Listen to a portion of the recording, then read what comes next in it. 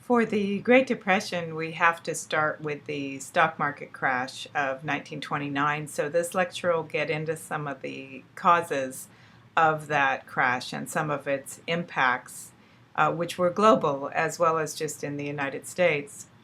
We'll also talk about the Dust Bowl, which was an ecological crisis that occurred in the middle of the country.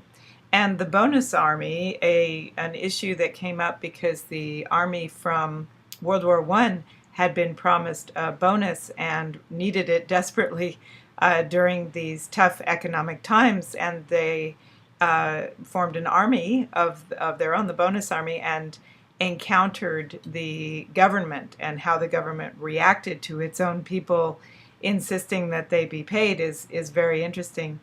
We also talk about the New Deal, which was Franklin Delano Roosevelt's answer to the Depression, and whether or not it was a socialist program.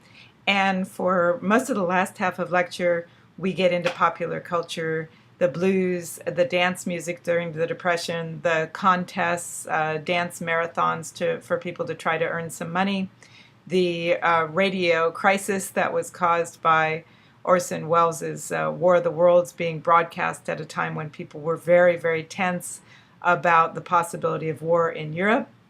We also talk about the movies and screwball comedy. During the Great Depression, there is a theory that in some ways we became a matriarchy, that women in many ways were running the culture, as well as in some cases the economy, personal economy in people's homes. And then we'll end with the disaster of the Hindenburg, which is technologically, the Hindenburg, the use of Zeppelins could have become extremely popular, except for this particular disaster that really sort of ended the experiment.